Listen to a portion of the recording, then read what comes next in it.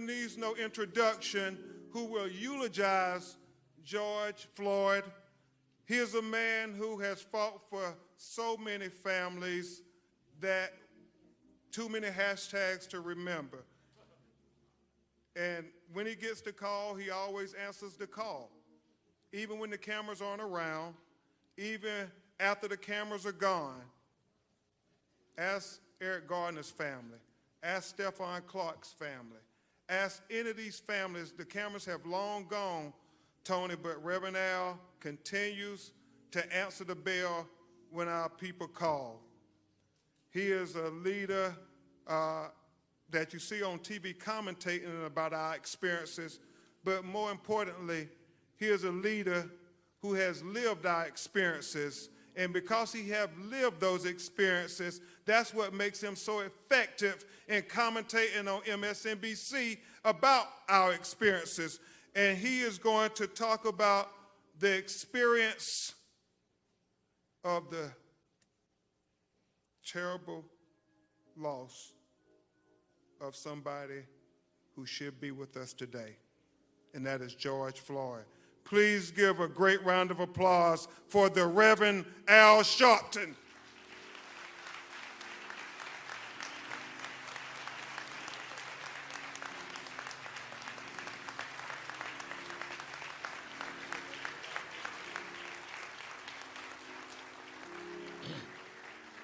Thank you.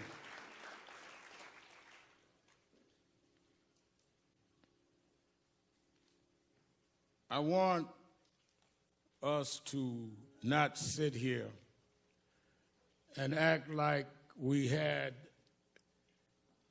a funeral on the schedule.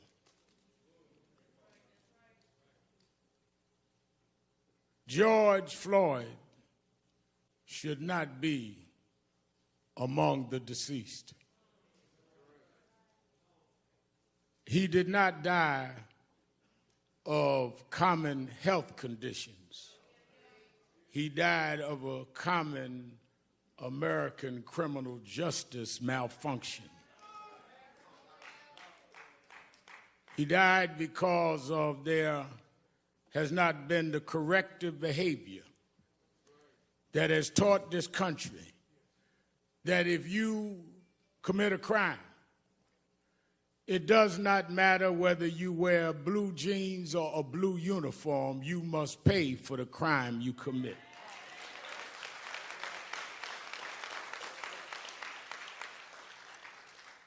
So it is not a normal funeral. It is not a normal circumstance, but it's too common, and we need to deal with it. Let me ask those of you that in the traditions of eulogies need a scriptural reference, go to Ecclesiastes 3rd chapter. First verse says, to everything there is a time and a purpose and season under the heavens. I'm going to leave it there. I saw somebody standing in front of a church the other day had been boarded up as a result of violence, held the Bible in his hand. I've been preaching since I was a little boy. I never seen anyone hold a Bible like that, but I'll leave that alone.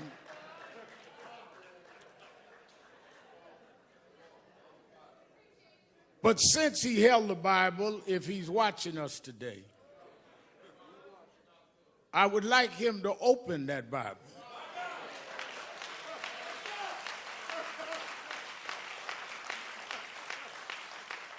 And I'd like him to read Ecclesiastes 3.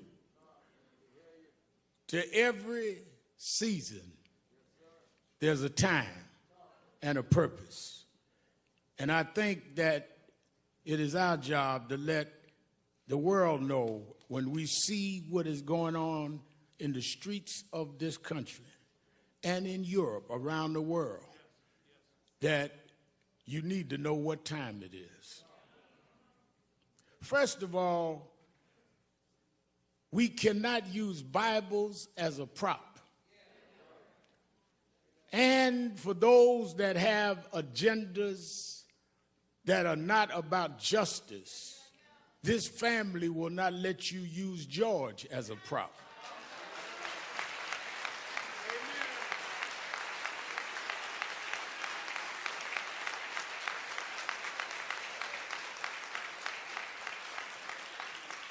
If you want to get your stuff off, don't use him. Let us stand for what is right. Because when I got the call from Attorney Crump, and usually when he calls me, it's not to find out how I'm doing. It's usually because something happened that he wants National Action Network and I to get involved. And he explained to me what was happening with this case. And I'd already heard about it in the media.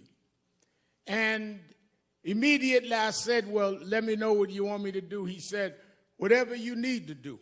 One of the things, Martin, that I've always had to deal with is critics would say, all Al Sharpton wants is publicity.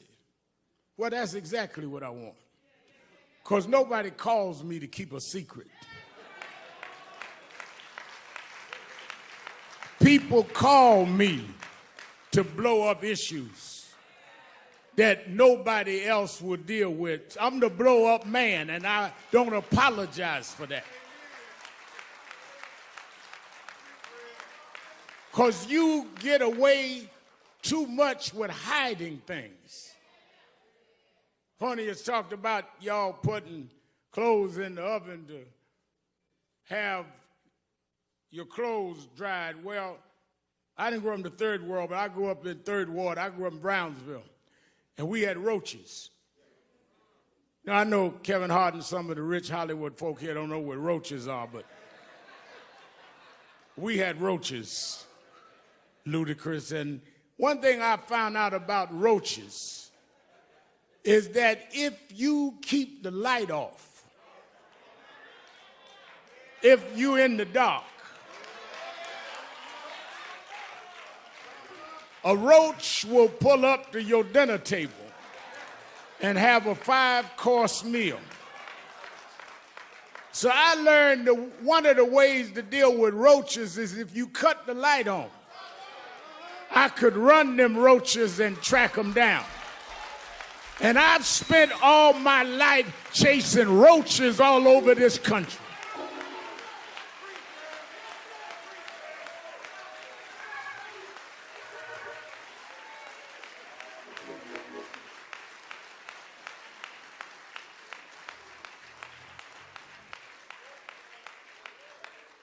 As soon as I talked to the family and got the details and heard that among George's last words was, I can't breathe, with a knee on his neck, I immediately thought about Eric Gardner. I did the eulogy at his funeral.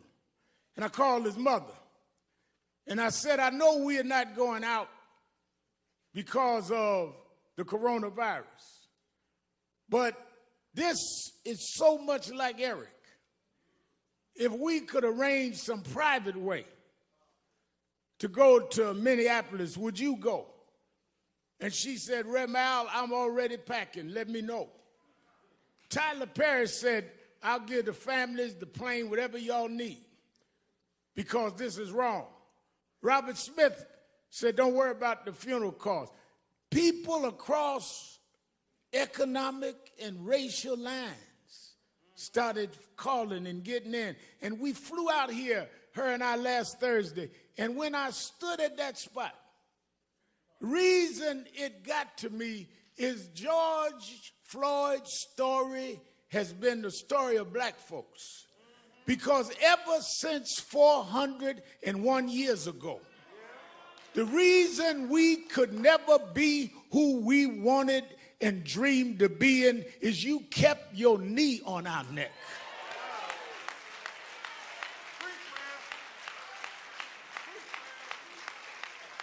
We were smarter than the underfunded schools you put us in, but you had your knee on our neck. we could run corporations and not hustle in the street, but you had your knee on our neck. We had creative skills. We could do whatever anybody else could do, but we couldn't get your knee off our neck. What happened to Floyd happens every day in this country, in education, in health services, and in every area of American life. It's time for us to stand up in George's name and say, get your knee off our necks.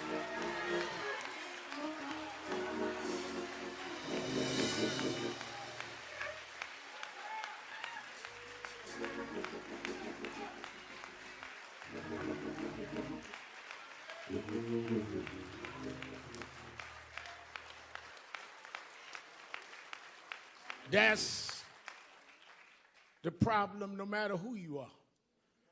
We thought maybe we had a complex, T.I., maybe it was just us.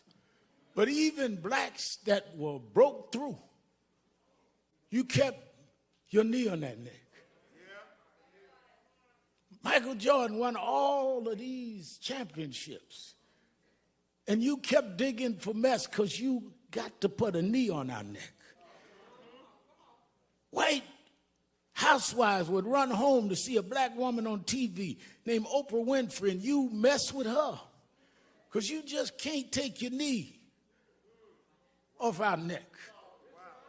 Man comes out of a single-parent home, educates himself, and rises up and becomes the president of the United States. And you ask him for his birth certificate because you can't take your knee off our neck. The reason why we're marching all over the world is we were like George. We couldn't breathe, not because there was something wrong with our lungs, but you wouldn't take your knee off our neck. We don't want no favors. Just get up off of us, and we can be and do whatever we can be.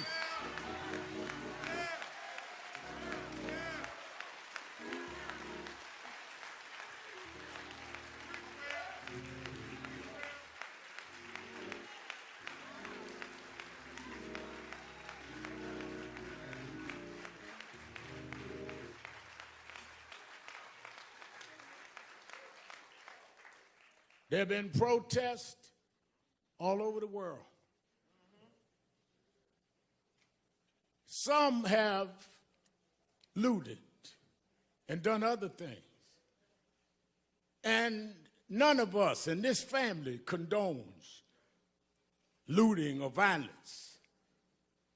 But the thing I want us to be real cognizant of is there's a difference between those calling for peace and those calling for quiet.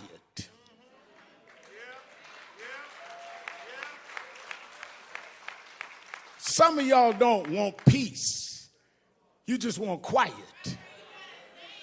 You just want us to shut up and suffer in silence. The overwhelming majority of the people marching wasn't breaking windows. They were trying to break barriers. They wasn't trying to steal nothing. They were trying to get back the justice you stole from us. Those that broke the law should pay for whatever law they broke, but so should the 4 policemen that caused this funeral today. We don't have a problem denouncing violence, Mr. Governor. We don't have a problem, Mr. Mayor, denouncing looting. But it seems like some in the criminal justice system have a problem looking at a tape and knowing there's probable cause, and it takes a long time for you to go and do what you see that you need to do.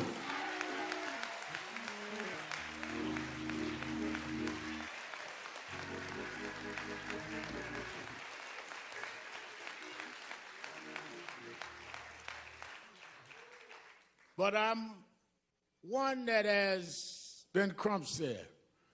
National Action Network and I have been involved in a lot of these fights we started around criminal justice. I did speeches and eulogies at most of the funerals that we've had in this space in the last couple of decades, and led the marches and did what we had to do. I look at Martin III, we went to jail together fighting these fights, like his daddy went to jail before.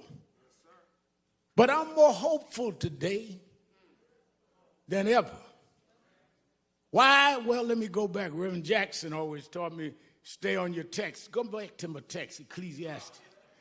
There is a time and a season. And when I looked this time and saw marches where in some cases young whites outnumbered the blacks marching, I know that it's a different time and a different season. When I looked and saw people in Germany marching for George Floyd, it's a different time and a different season. When they went in front of the parliament in London, England, and said it's a different time and a different season, I come to tell you, America, this is the time of dealing with accountability in the criminal justice system.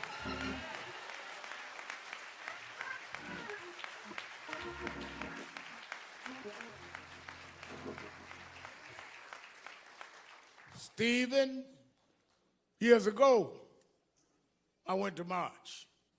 Now I remember a young white lady looked me right in the face and said, "Nigga, go home." But when I was here last Thursday, and Miss Carr and I was headed back to the airport, I stopped near the police station. And as I was talking to a reporter, a young white girl, she didn't look no older than 11 years old. She tagged my suit jacket. And I looked around and I braced myself. And she looked at me and said, "No justice, no peace."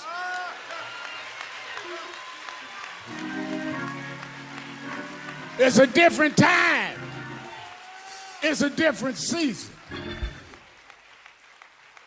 And if my Bible carrying guy out in front of that boarded up church, if I got him to open up the Bible, I want you to remember something. You know, I was late last October to an appointment because the time changed. And I was still, my watch was on the wrong time. You know, once a year, time goes forward. And if you don't, Congresswoman Omar, move your watch, you're going to find yourself an hour late, not because your watch was wrong, but you had your watch on the wrong time. Well, I come to tell you that are sitting in Washington, talking about militarizing the country, thinking that you can sell wolf tickets to people who's had enough of abuse. I come to tell you, you can get on the TV, but you on the wrong time. Time is out for not holding you accountable. Time is out for you making excuses. Time is out for you trying to stall. Time is out for empty words and empty promises. Time is out for you filibustering and trying to stall the arm of justice. This is the time. We won't stop. We're going to keep going until we change the whole system of justice.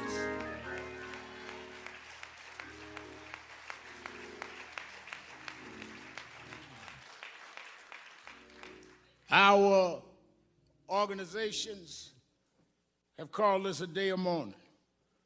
NAACP, National Urban League, Legal Defense Fund, Black Women's Roundtable, Lawyers Committee, all got together, said we're going to have a day of mourning. But then we're going to come out this day of mourning. Because as some of our experts, Sherilyn Eiffel and others that know the legal field, have outlined a legal process that we must enforce, everything from residency to dealing with police backgrounds not being hidden. I talked to Governor Andrew Cuomo today in New York. He says we got to change 58 where the backgrounds are stopped of policemen. We need to know if they stop you, they find out everything you ever did. Why don't we know when policemen have a pattern?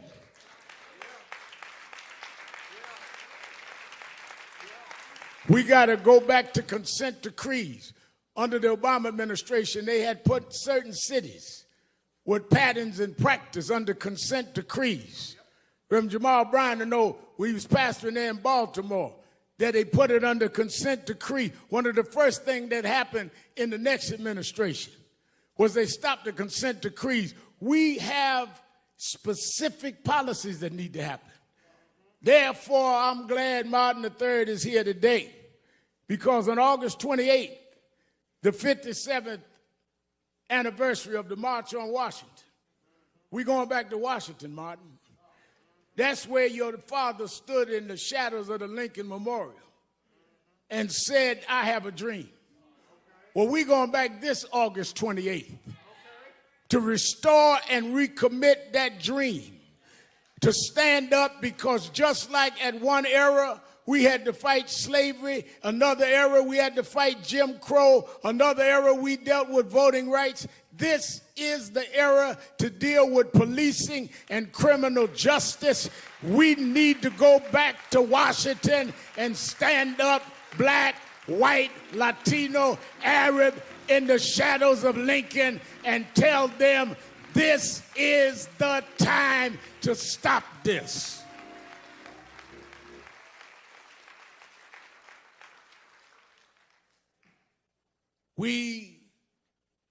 Martin and I talked about this. I've asked Reverend Bryant to get the faith leaders together. I talked Randy Weidengard about the labor leaders.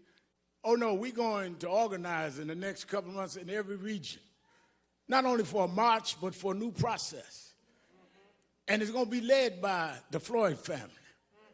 And it's going to be led by the Garner family.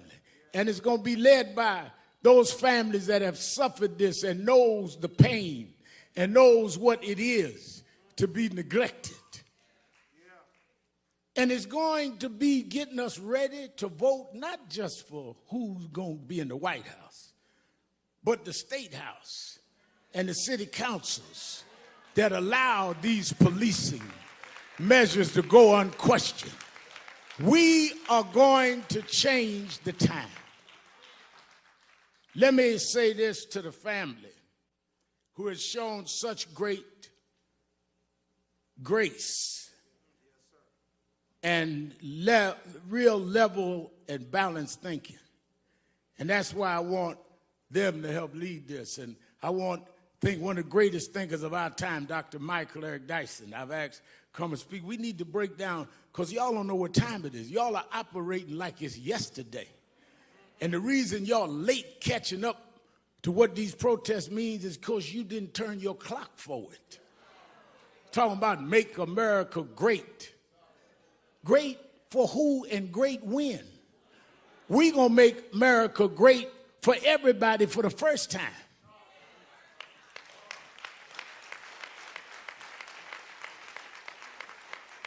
Never was great for blacks. Never was great for Latinos. Wasn't never great for others. Wasn't great for women.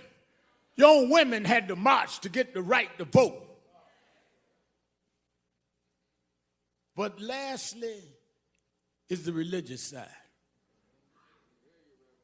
I was reading and kept thinking about how I was a little embarrassed, because when I heard that George, at this point of suffering this brutal attack, called for his mama, I said to Attorney Crump, I said, well, I appreciate talking to his brothers and them on the phone, but I want to talk to his mother. He said his mother passed. I said his mother passed, but he was calling for his mother. And I thought about it, because I was raised by a single mother. And sometimes the only thing between us and our conditions was our mothers. Sometimes the only thing that we had that would take danger away was our mothers. The only ones that would make sure the food was on the table was our mother. I know why George was calling for mama. But then as I had got that all placed in my mind, and I realized why I was always calling her. My mother died 8 years ago, but I still try to talk to her. Sometimes just dial the cell phone to hear the voicemail of her phone that I never cut off. I still want to reach out to Mama. But talking to Quincy last night, one of his 5 children, Quincy said, you know, I was thinking maybe he was calling his mother, because at the point that he was dying, his mother was stretching her hands out, saying, come on, George, I'll welcome you where the wicked will cease from troubling, where the weary will be at rest. There's a place where police don't put knees on you, George. There's a place that prosecutors don't drag their feet. Maybe Mama said, come on, George. There's a God that still sits high, but he looks down low and he'll make a way out of no way. This God is still on the throne. The reason we can fight, I don't care who's in the White House, there is another house that said if we'll fight, he'll fight our battles. If we stand up, he'll hold us up. So as we leave here today, I say to this family, I know that years ago we told them, Reverend Jackson told us, keep hope alive. Yeah. Then I know that President Obama wrote a book about hope. But I want you to know in my life, there's times that I lost hope. Things can happen like this that'll dash your hope. But there's something that is sister to hope called faith. Faith is the substance of things hoped for, the evidence of things unseen. Faith is when you got a pile of bills and no money, but you say he will provide all of my needs. Faith is when you got no medicine in the cabinet and you're sick in your body, but you say he's a doctor that never lost a patient, and he'll dry tears from my eyes. Faith is when your friends walk out, when your loved ones turn their back, but you say, I don't believe he brought me this far to leave me now. We didn't come this far by luck. We didn't come this far by some fate. We come this far by faith, leaning on the Lord, trusting in his holy word. He never failed me yet. From the outhouse to the White House, we come a long way. God will, God shall, God will, God always has. He'll make a way for his children. Go on home, George. Get your rest, George. You changed the world, George. We're going to keep marching, George. We're going to keep fighting, George. We done turned the clock, George. We're going forward, George. Time out. Time out. Time out.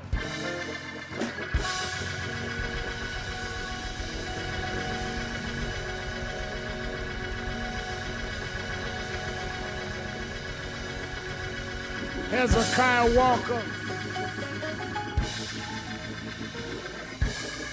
We ask gospel great Hezekiah Walker sing a song for the family.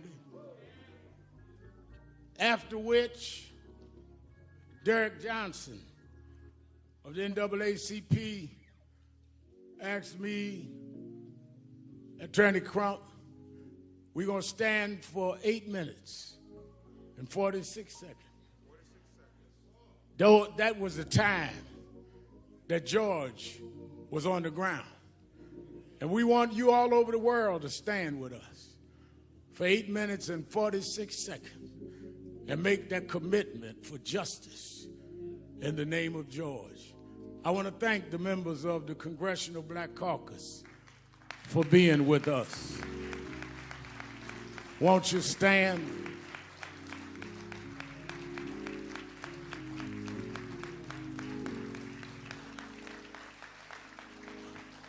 I want to thank the son and heir and co-convener Dr. Martin Luther King III for being with us.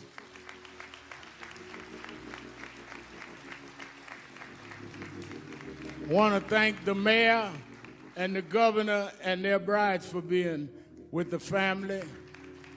Senator Amy Klobuchar of the state of Minnesota. I want to thank my mentor and one who's fought this fight for more than a half a century. Reverend Jesse Lewis Jackson is with us.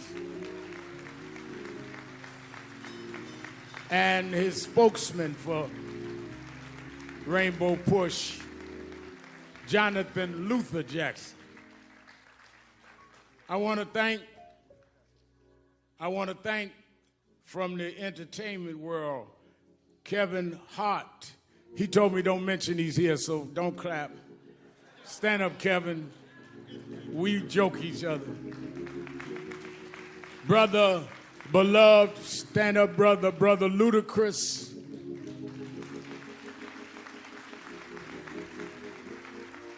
Tyrese Gibson, who's an extraordinary activist in his own right. Master P.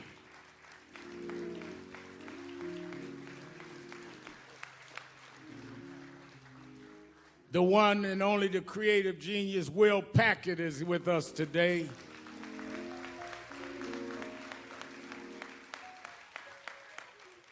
And a brother that we've marched together and done a lot of things. He does not just put his name on somebody's petition, he puts his body on the line. Brother T.I. is in the house.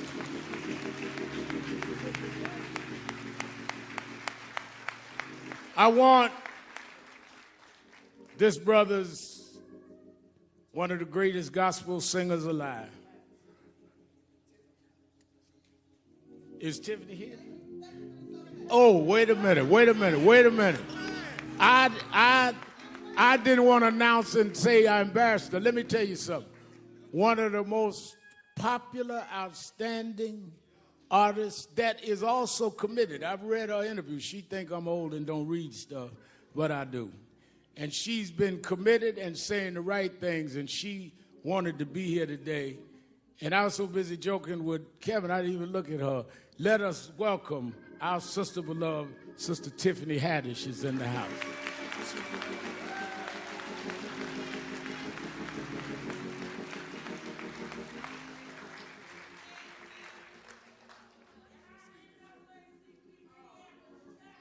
Well, I'm going to announce all the rest. Wait a minute, y'all don't start introducing folk. I got them all. Let us hear a selection from Brother Hezekiah Walker. God bless everybody. Let's have some church for a little while. Y'all ready to have some church? I came all the way from Brooklyn, New York to do this for George and the family. The song says, every praise, amen, is unto our God. Let's do it. Come on, let's stand to our feet, everybody. Come on. Come on. Put your hands together. Come on. Come on, come on, come on. Come on. Every praise, come on. Every praise it's to our God. It's to our God. Every word of worship. Every word of worship. With one accord. With one accord. Every praise. Every praise. Every praise. Every praise. To our God. It's to our God. Yeah. Sing hallelujah. Sing hallelujah. Oh. To our God. Glory hallelujah. Glory hallelujah. Is to our God. To our God. Every praise. Every praise. Every praise. Every praise. To our God. Is to our God. Come on, let's take it up. Come on.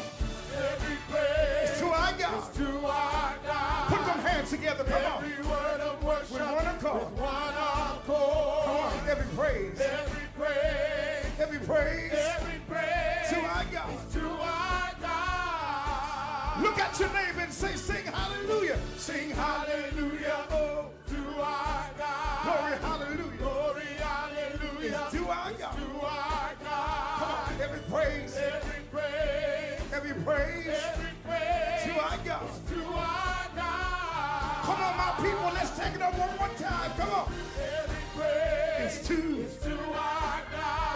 of worship. Every word of worship. With one accord. With one accord. Every praise. Every praise. Every praise. Every praise. To our God. To our God. I don't care how you're feeling. Sing hallelujah. Sing hallelujah. To our To God. our God. Hallelujah. Glory, hallelujah. To our To God. our God. Every praise. Every praise. Every praise. Every To our praise. God. To our God. This is my favorite part right here. Come on. God, my Savior. God, my healer. God, my deliverer. Yes, He is. Yes, He is. You say it now. God, my Savior. God, my Savior. God, my healer. God, my healer.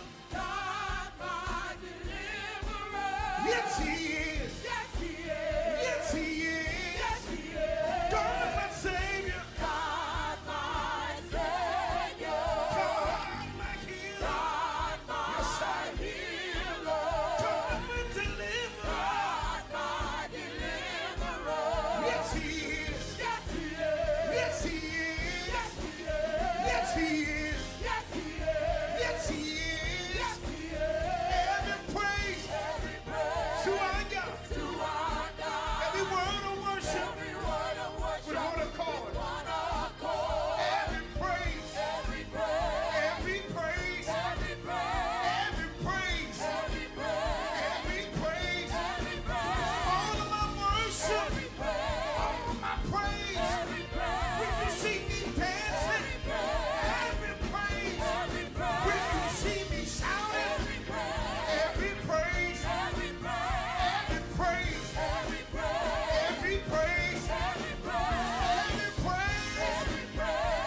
Every praise. Every praise. To our God. To our God. Every praise. Every praise. Every To praise. our God. To our God.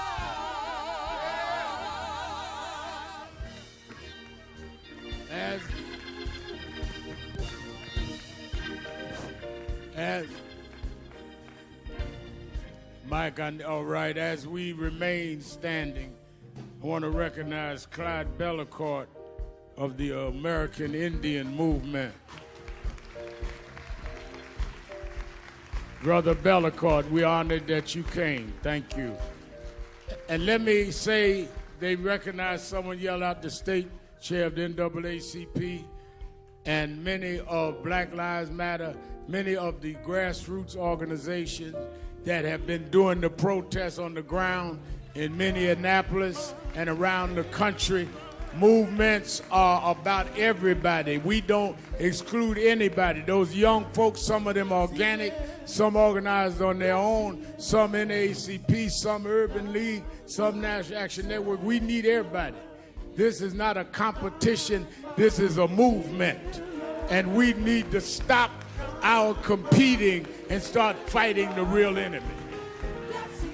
Thank you for doing what y'all are doing. When I got here, they were marching, and they kept marching. They didn't need nobody to come organize something. They organized, and we're going to stay organized. And I really thank them for their work. We want to pause for 8 minutes and 46 seconds. I want you, because of the pandemic, I'm not going to ask you to take hands, but I want you to stand next to someone with the right distance. The amazing thing about this movement, people say they never seen marches all over the country. Well, we've had that, but we never had it in a pandemic.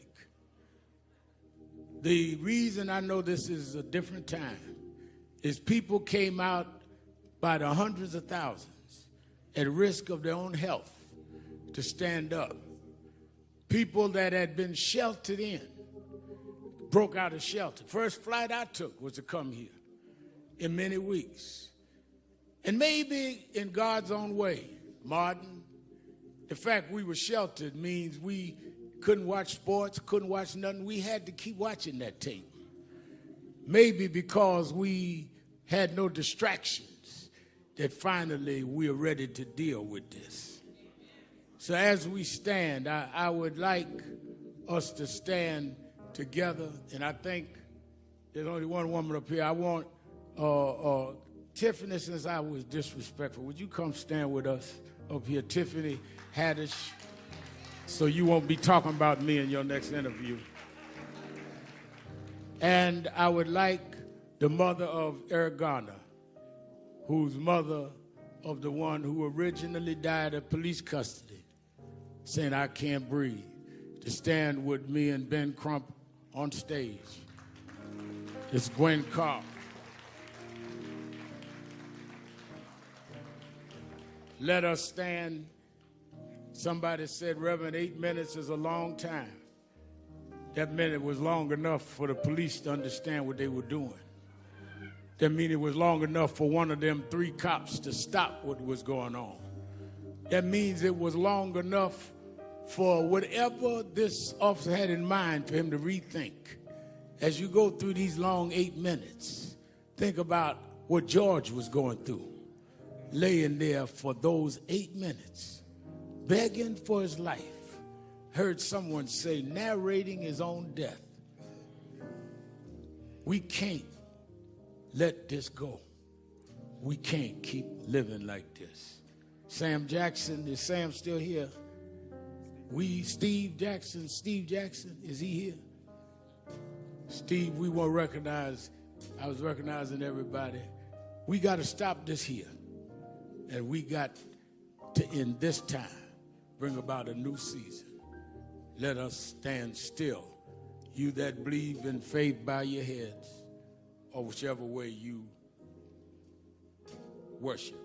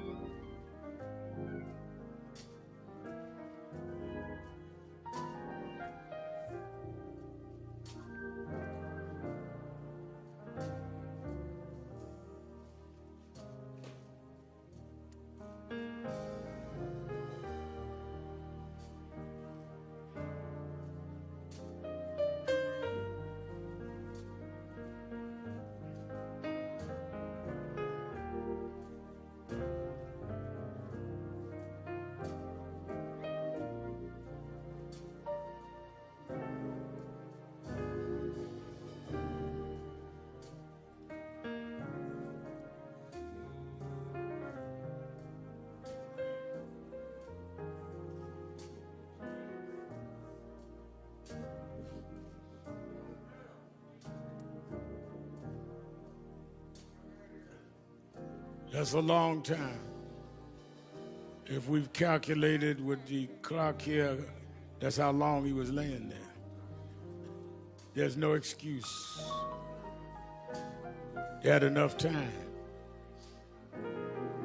They had enough time. Now, what will we do with the time we have? As we usher the family out, please let us take them out first. They have to prepare to go to North Carolina and then back to Houston, where we will do the final services. They appreciate you all for coming. Let everybody else be seated but the family. Reverend Bryant, will you come quickly? Give us a benediction. Just a benediction. And we're going to take the family out. Everyone else remain in your seats.